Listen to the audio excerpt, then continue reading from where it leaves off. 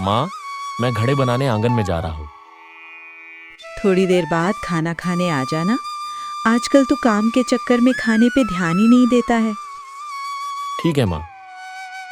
इतना बोलकर राजू अपने घर के आंगन में घड़े बनाने चला जाता है।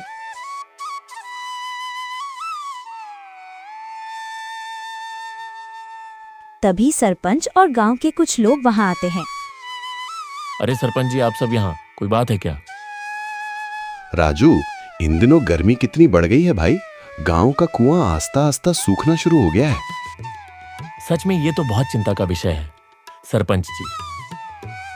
इसलिए हम सब ने मिलकर सोचा है कि अब जितना हो सके पानी का इस्तेमाल कम करेंगे ताकि पानी की बचत हो सके। अरे वाह, ये सुझाव तो बहुत अच्छा है।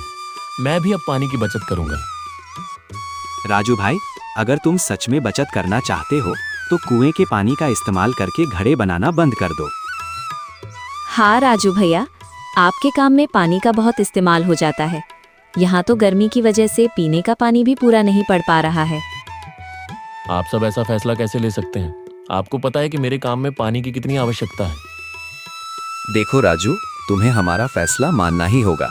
क्या तुम ऐसा चाहते हो कि गांव वाले प्यास से मर जाएं? सरपंच और गांव वालों ने मिलकर राजू के काम में रोक लगा दी और अपना फैसला सुनाकर वहां से चले गए। राजू मायूस होकर घर के अंदर जाकर बैठ गया। अरे बेटा, क्या हुआ? इतना मायूस क्यों है?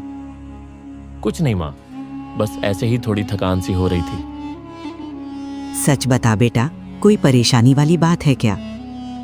माँ के बार बार पूछने पर राजू ने उन्हें सारी बातें बताई और रोते हुए अपने दिल का बोझ हल्का करने लगा। माँ, अब तक तो सब ठीक चल रहा था। भगवान हमें जितना दे रहा था हम खुशी खुशी उतने में गुजारा कर रहे थे। फिर अचानक हमारे साथ इतना बुरा क्यों हुआ? ये तो सरासर नाइंसाफी है। वे लोग ऐसा निर्दयी फैसला कैसे ले सकते हैं? सब लोग अच्छे से जानते हैं कि घड़े बेचकर ही हम घर चलाते हैं। गांव के कुएं पर हमारा भी बराबर का हक है। पर माँ, उनका कहना भी सही है ना। अगर मैं कुएं के पानी से काम करूंगा तो गांव वालों के लिए पीने का पानी नहीं बचेगा। अच्छा, तू फिक्र छोड़ और खाना खा ले, सब ठीक हो जाएगा। राजू के सर पर नई मुसीबत आ पड़ी थी, मानो जैसे उसके पैरों तले जमीन खिसक गई हो। उसकी माँ ने उसे समझाया और उसके लिए खाना लेकर आई। ये ले बेटा, खाना खा ले और ऊपर वाले पे भरोसा रख। वो जो भी करता है उसके पीछे कोई ना कोई वजह छुपी होती है। इसके बाद दोनों माँ बेटे बैठकर साथ खाना खाने लगे। दिन बीतते चले गए। राजू का काम बिल्कुल ठप पड़ गया था। गांव में कहीं भी पानी नहीं था। हर तरफ सूखा, बंजर और सूरज की उष्णता। एक दिन राजू परेशान होकर गांव में घूम रहा था। क्या बात है भाई, आजकल तुम घड़े बनाते नहीं दिख रहे हो। कैसे बनाऊं मित्र, तुम्हें तो पता ही है, गांव में पानी का अकाल पड़ गया है। पूरे गांव में पीने तक को पानी नहीं है और तुम घड़े बनाने की बात कर रहे हो। पर तुम्हें तो बस कुम्हारी ही आती है। इसके अलावा तुमने आज तक कोई दूसरा काम किया ही नहीं, तो अभी घर कैसे चला रहे हो? अब क्या बताऊं बड़े भाई, बड़ी मुश्किलों से गुजारा हो रहा है। माँ की दवाइयों के लिए भी खर्च नहीं निकल रहा है। इधर उधर मजदूरी करके खर्च निकाल रहा हूँ। बाप रे, इतनी गर्मी में मजदूरी करना कितना कठिन होता होगा ना। अब क्या करूं, मजबूरी है। लगता है यह गर्मी मेरे खुशियों में आग लगाने आई है। अच्छा भाई, मैं भी चलता हूँ, धूप बढ़ रही है। मेरी मानो तो तुम भी घर चले जाओ। इतना बोलकर वो आदमी फौरन अपने घर को चला जाता है। राजू उदास होकर गांव में टहलने लगता है। टहलते टहलते वो जंगल चला जाता है, जहां उसे घरे बनाने के लिए चिकनी मिट्टी मिलती है। वाह, ये मिट्टी तो कितनी अच्छी है। इससे बहुत मजबूत और टिकाऊ घड़े बनेंगे। पर क्या फायदा, अब मेरा हुनर किसी काम का नहीं है। काश ऐसी परिस्थिति ना होती तो आज मैं खुशी से अपने हुनर को तराश रहा होता। राजू अफसोस जताते हुए खुद से बातें कर रहा था। तभी गीता दूसरे गांव से पानी लेकर जंगल के रास्ते से वापस आ रही होती है। अरे भाभी, ये सुबह सुबह तुम कहाँ से पानी लेकर आ रही हो? दूसरे गांव में तो जैसे भगवान ने आशीर्वाद दे रखा है, वहाँ तो पानी की कोई कमी ही नहीं है। बस वहीं से पानी लेकर आ रही हूँ। ये तो बहुत आश्चर्य की बात है। हमारे गांव में धूप के कारण नदी कुएं सूख रहे हैं और दूसरे गांव में इसकी भनक तक नहीं है। मुझे तो लगता है भगवान सिर्फ हमारे साथ ही ठिठोली कर रहा है। ये सुनते ही राजू के मन में सुझाव आता है। क्यों ना मैं भी दूसरे गांव से पानी लाकर अपना काम करूं। वहां पानी की कोई कमी नहीं है, तो कोई मुझे रोकेगा भी नहीं। इतना सोचते ही राजू खुश होकर फौरन अपने घर को भागता है। माँ, मुझे जल्दी से एक मटका दो। हाँ हाँ, देती हूँ बेटा, लेकिन तू इतनी जल्दी में क्यों है? क्या बात है? आज बड़े दिनों बाद तेरे चेहरे पर मुस्कान दिख रही है। खुशी की ही बात है माँ। आज मैंने पानी की समस्या का समाधान ढूंढ लिया है। ये तो बहुत अच्छी बात है बेटा। तू रुक, मैं अभी मटका लेकर आती हूँ। समाधान सुनकर माँ भी खुश हो जाती है। माँ खुशी खुशी मटका लाकर राजू को देती है और राजू पानी भरने के लिए दूसरे गांव चला जाता है।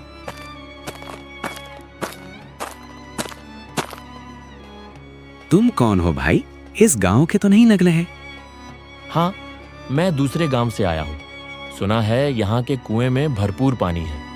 हमारे गांव का कुआं सूख गया है, इसलिए पानी भरने आया हूँ। बड़े अफसोस की बात है भाई। अभी कुछ देर पहले पता नहीं कैसे हमारे गांव का कुआं भी अचानक सूख गया। तुम्हें पानी नहीं मिल सकेगा। ये कैसे मुमकिन है? मेरे गांव के वासी तो यहाँ से पानी लेकर जा रहे थे। हाँ, पर गर्मी इतनी बढ़ चुकी है कि एक ही झटके में सारा पानी सूख गया। अगर यकीन ना हो तो खुद ही जाकर कुएं में देख लो। नहीं नहीं, जब खुद की किस्मत खराब हो तो कुछ भी हो सकता है। खैर, शुक्रिया भाई, तुमने मुझे पहले बता दिया, नहीं तो बेकार में उतनी दूर का धक्का लग जाता। इसके बाद राजू मायूस होकर वहां से निकल जाता है और जंगल में एक पेड़ के नीचे बैठकर भगवान से शिकायत करने लगता है। भगवान, तू मेरे साथ ऐसा क्यों कर रहा है? अगर कुछ ठीक करना ही नहीं था तो तूने मेरे दिल में झूठी उम्मीद क्यों जगाई?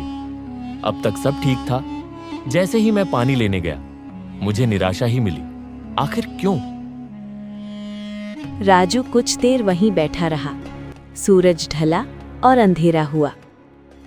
अरे ये क्या, अंधेरा हो गया और मुझे होश ही नहीं है। माँ परेशान होती होगी। मुझे जल्दी घर जाना चाहिए।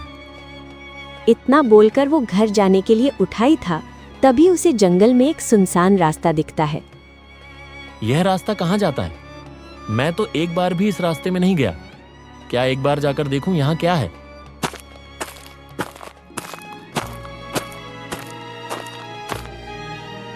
रुक जाओ, तुम कौन हो और इस रास्ते में क्यों आए हो? बाबा, मैं यही पास के गांव में रहता हूँ। मैं तो बस यूं ही यहाँ टहलता टहलता आ गया था। तुझे किसने कहा था यहाँ आने को? तुझे पता नहीं इस रास्ते में जंगली जानवर रहते हैं? क्या तुझे अपनी जान प्यारी नहीं, नालायक? ऐसी बात नहीं है बाबा, मुझे माफ करना। मुझे ये पता नहीं था।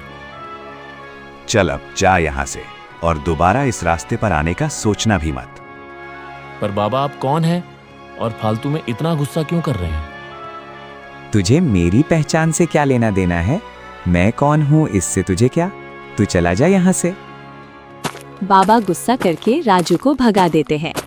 राजू अपने घर जाकर चारपाई पर चुपचाप बैठ जाता है और बाबा के बारे में सोचने लगता है।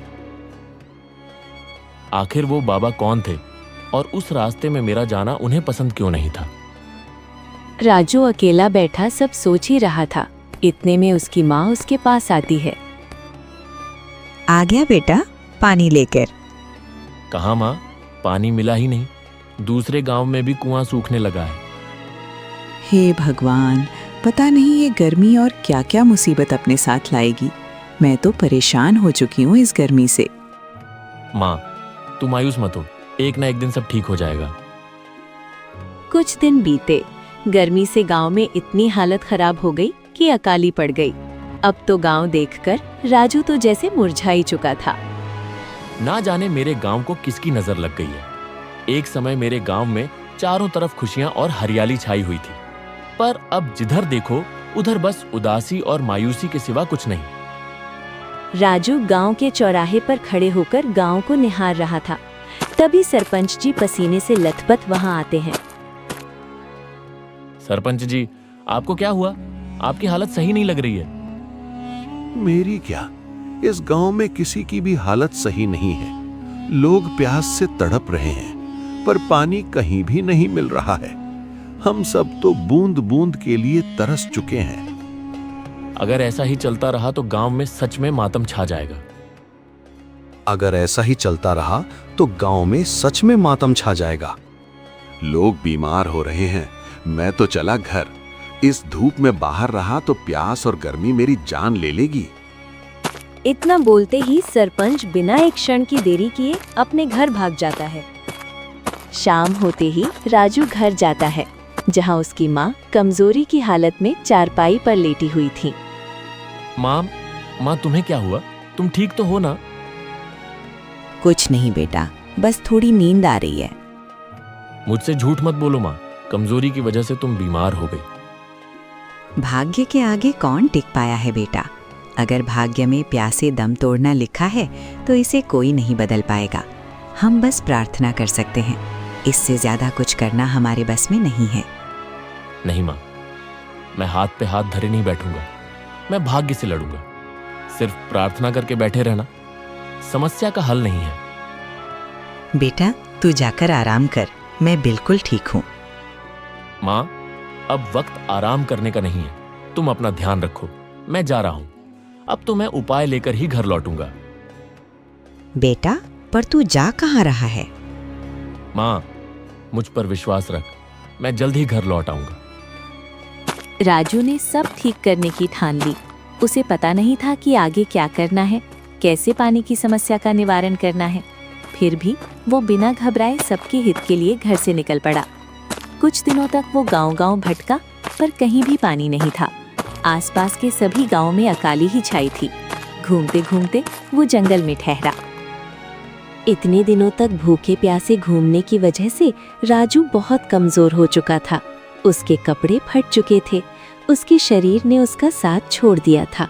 फिर भी उसने हिम्मत नहीं हारी।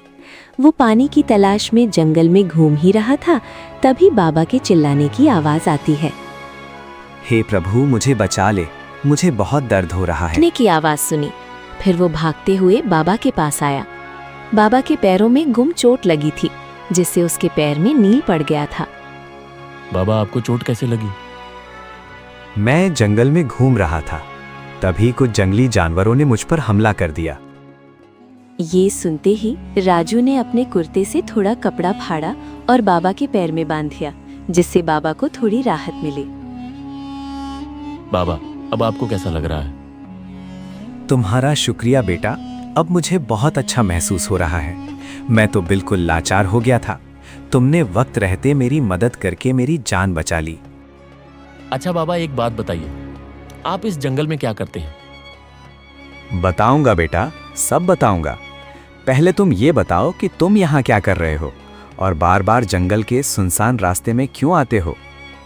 बाबा, मैं पानी की तलाश में गांव से निकला हूँ। मेरे गांव के लोग प्यास से तड़प रहे हैं। उनकी यह हालत मुझसे देखी नहीं गई। इसलिए मैंने ठान लिया कि जब तक मैं पानी की मुश्किल दूर नहीं करूंगा, तब तक घर नई में कदम नहीं रखूंगा। अच्छा, मेरे साथ चलो। पर कहाँ बाबा जी? चलो तो तुम्हें वहां तुम्हारे सारे सवालों के जवाब मिल जाएंगे। राजू ने बाबा की मदद की थी, इसलिए बाबा उससे बहुत खुश थे। वे उसे अपने साथ उसी सुनसान रास्ते पर लेकर जाते हैं। कुछ दूर जाने के बाद वे दोनों एक कुएं के पास पहुंचते हैं। उस कुएं में पानी भरा हुआ था, मानो जैसे वहां गर्मी का कोई असर ही नहीं हुआ हो। ये लो बेटा, आज से ये कुआं तुम्हारा हुआ। तुम जितनी मर्जी यहाँ से पानी ले सकते हो। अब मैं तुम्हें कभी नहीं रोकूंगा। पानी देखकर राजू के मन को संतुष्टि होती है। वो बहुत खुश हो जाता है। बाबा, आप कौन हैं? और इस कुएं का क्या राज है जो आप मुझे यहाँ आने के लिए रोक करते थे? मेरे पूर्वज इस जंगल के रक्षक थे। ये जंगल ही उनका घर हुआ करता था। मैं यहीं पला बड़ा हूँ। इस जंगल से मेरा दिल जुड़ा हुआ है। पहले के समय में ऐसे ही अकाली छाई थी। तब मेरे पूर्वजों ने मिलकर ये कुआं खोदा। अच्छा, तो इसलिए आप इस जंगल में ही रहते हैं? हाँ बेटा, मैं नहीं चाहता था कि कोई इस कुएं तक पहुंचे। ये कुआं मेरे पुरखों की निशानी है। जिस हाल में अभी लोग हैं, उन्हें इस कुएं का पता चला तो वो पानी के लिए नीचता पर उतर आएंगे। इसलिए मैं लोगों को यहाँ आने के लिए रोकता था। पर तुम स्वार्थी नहीं हो, दूसरों के लिए इतना कष्ट झेलकर यहाँ तक पहुँचे हो। शायद भगवान भी चाहता था कि इस कुएं का शुद्ध पानी तुम्हें मिले। आखिरकार राजू को उसके सब्र का फल मिला। उसका घर से निकलने का त्याग व्यर्थ नहीं गया। वो कोई मामूली कुआं नहीं, बल्कि पुराने जमाने का टिकाऊ कुआं था, जो उस समय के लोगों ने बड़ी तकनीकियों से बनाया था। इसीलिए चाहे कितनी भी गर्मी हो, उसका पानी कभी सूखता नहीं था। शुक्रिया बाबा, आपकी वजह से अनहोनी होने से टल गई। आपने मेरे जीवन के उद्देश्य को मंजिल तक पहुंचा दिया। मैं आशा करता हूँ कि तुम्हारे सारे काम आसान हो जाएं और तुम्हें वो सब मिले जिसके लिए तुम आज तक मेहनत करते आए हो। राजू ने प्रेम भाव से बाबा को अलविदा किया और वहां रखे मटके में पानी लेकर अपने घर गया। इतने दिनों बाद उसे घर में देखकर उसकी माँ खुशी के मारे भावुक हो गई। बेटा, तू कहाँ चला गया था? पता है मैं कितनी परेशान हो गई थी। तुझे जरा भी फिक्र नहीं है ना अपनी माँ की, इसीलिए तो अपनी माँ को छोड़कर चला गया था। माफ कर देना माँ, ये देख मैं क्या लाया हूँ। माँ बहुत प्यासी थी, इसलिए राजू ने बिना देरी किए उन्हें पानी पिलाया। इतना साफ और शुद्ध पानी पीकर माँ की तबीयत ठीक हो गई। माँ, अब हमें पानी की कभी कमी नहीं होगी। आज मुझे पता चल गया कि जल ही जीवन है। इसके बाद राजू ने उस पानी से घड़े बनाना शुरू किए। घड़े बहुत अच्छे और मजबूत बनते थे। राजू ने घड़े बेचने और लोगों की मदद करने की नई तरकीब सोची। वो घर घर जाकर अपने घड़े कम दामों में बेचने लगा, लेकिन वो घड़ों में पानी भर कर दिया करता था। वो पानी के पैसे नहीं लेता था। लोगों के घड़ों में शुद्ध पानी भी पहुंच जाता था और राजू की कमाई भी हो जाती थी। सरपंच जी, यह लीजिए आपका घड़ा और पानी। मानना पड़ेगा तेरी समझदारी को। एक तीर से दो निशाने लगा लिए तूने। अपने घड़े भी बेच रहा है और लोगों की दुआएं भी बटोर रहा है। जो कुछ भी हो रहा है उसमें प्रभु की बहुत बड़ी लीला छिपी है। राजू, मुझे माफ करना, मैंने तुम पर रोक लगाई थी। उस बात का बुरा तो नहीं लगा था ना तुम्हें? अरे नहीं नहीं सरपंच जी, आप गांव के सबसे जिम्मेदार आदमी हैं। आपने जो किया गांव वालों के हित के लिए ही किया। मेरे मन में उस बात का कोई बैर नहीं है। राजू की मेहनत और लगन से गर्मी को मार दी।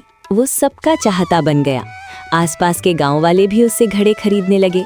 सबकी पानी की समस्या दूर हुई और धीरे धीरे राजू अच्छा खासा धनी आदमी हो गया था।